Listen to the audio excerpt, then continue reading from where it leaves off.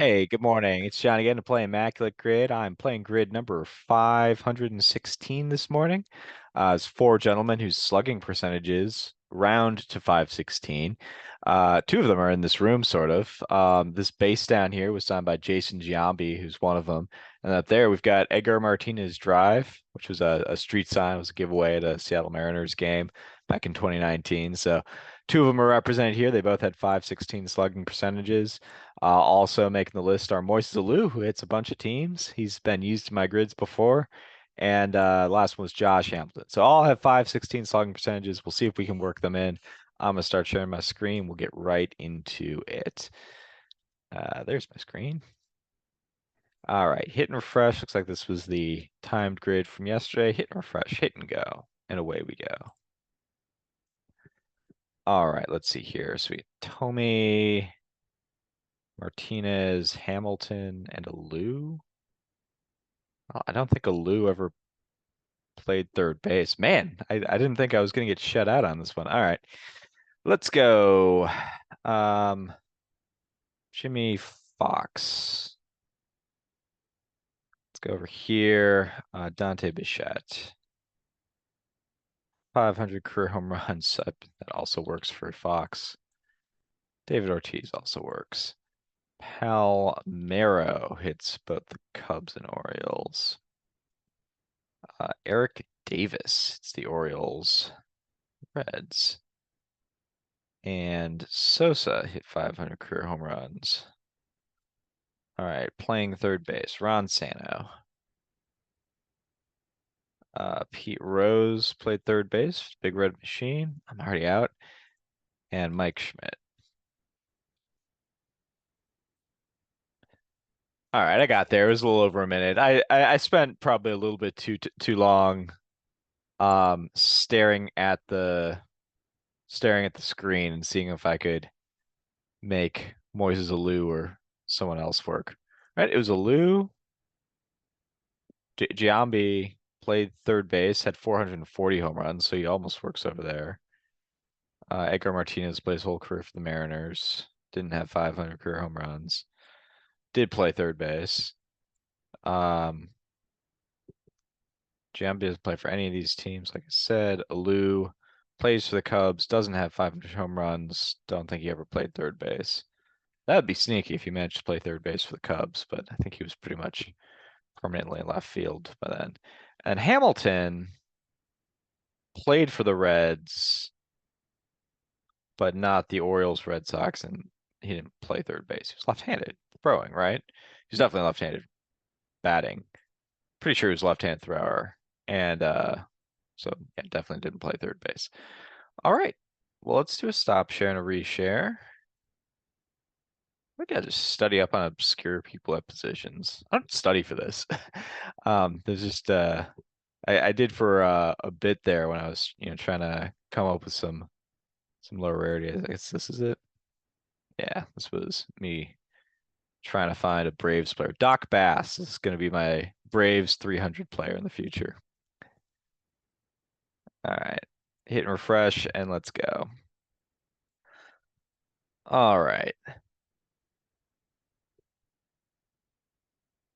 Well, I think this is an opportunity to use Mike Cameron.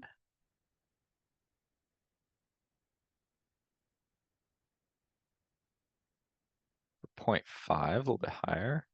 I am gonna break my rule in the 500 home runs just because uh there was only 5 and 6, and I used four people between these. But actually, I don't know that if you're looking at 500 career home runs for the Orioles, and we said there were 6 options. Yeah, let's math these ones out. Because I said Jimmy Fox is my 500 as my Cub Red Sox. Um, and he actually might be the lowest here. Other Red Sox are then Ted Williams, Manny Ramirez, David Ortiz. I don't remember, was it 6'5" or 5'6"? Um, oh, Babe Ruth. Um, that's 5 right there. It seems like Fox is going to be the lowest. And if we come, oh, Beltray doesn't have 500 though. Beltray has like 477. I'm glad to stop myself from that. All right. And then Baltimore, the Baltimore Orioles, they get Palmero, Sosa, Tomey, Frank Robinson. Babe Ruth was born in Baltimore. Reggie Jackson's probably on. And it was a subsection in my book talking about Reggie Jackson's 1 year in Baltimore before he hit big time free agency. This takes 9%, matching his number. I think he wore number 9 in Baltimore for switching to 44 with the Yankees. So that might be a better one. I'm gonna go ahead and use Fox for the Red Sox. Shouldn't have used him over here, but I'm gonna violate my rule. Takes 13%. I wonder if someone was better. I guess I'll find out in the comments when everyone shows how much they beat me by. Um, let's see. How do we feel about Arthur Rhodes hitting both these teams? Pretty sure he did. 1.0%. Um, about Carl Reynolds, I think, works for Boston. And then,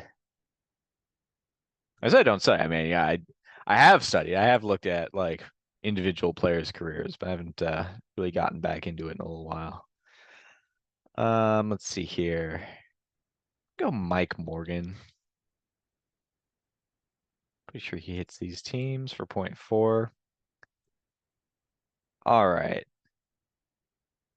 I'm gonna go on a limb and say Jose Hernandez played a little third base for the Cubs, mainly a shortstop, but he kind of did both. In fact, the Brewers, when they first brought him in, he was instantly an all-star in this all-star game. This is the second base from the home run derby of that all-star game, by the way. But he was brought in as a third baseman. Loretta was the everyday shortstop. Loretta got injured. Hernandez moved over to short and pretty much stayed there. Anyway, I'm gonna go with him. I was right.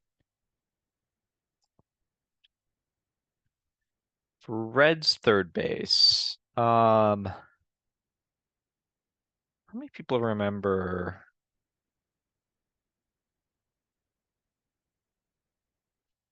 Willie Green? Okay, goes sub 1, and then we just need I didn't check the number here. This is an interesting one. How many third basemen or people who just played any third base whatsoever got to 500 career home runs? So Tomey works, Pujols works, A-Rod works. I don't know about Aaron or Mays if they spent any time over there. Don't know about Frank Robinson. Um, I should like I know these guys were mainly outfielders. I don't know. I know Aaron played a little second base early in his career before moving to the outfield. Um, I think Ortiz, Manny, um, Eddie Murray. Pretty sure was a first baseman from the get-go. Mel Ott, not sure. Sheffield will work. I think Sheffield will work a little bit better. He'll work better than Cabrera. Cabrera got started as a third baseman and then went back to third base. When the Tigers signed Fielder, won both his MVPs over there. Sheffield was there basically 92, 93 with the Padres and initially with the Marlins before moving to the outfield. And then he played a game there in 2004 with the Yankees because Jeter ran into the stands. I think it was that play. He dives in the stands. He's hurt. Maybe it's different games, but I'm pretty sure it's '04 because A-Rod was the reigning Gold Glove at shortstop. They just move him over from third. Then they don't have a third baseman available, so they pull Gary Sheffield in from right field to play third base for the first time in like over a decade. So he takes three. I think that was optimal. I glossed over Eddie Murray when I was recounting all my folks. But if he takes 34, these might have been optimal just based on how few options there were. So, and I think this one might have been. I mean, well, let's find out. Let's see who surprises us. Aaron did spend a little time over there. Did I mention Pujols? I knew Pujols was mainly a third baseman in like 01, 02. Killebrew, I glossed over, but he was primarily a third baseman some years. Banks spent some time, so glossed over Eddie Matthews, Milwaukee Brave third baseman. I don't know how I not just gloss, but just didn't say his name. Mantle is a surprising one too, but and Melot got out there for well, it looks like it was his second most prominent position. Eddie Murray doesn't look like it was a lot of games. It's after the slash mark. All right. Well, thank you so much for playing. And I'll be back with more games this weekend. All right now. Peace.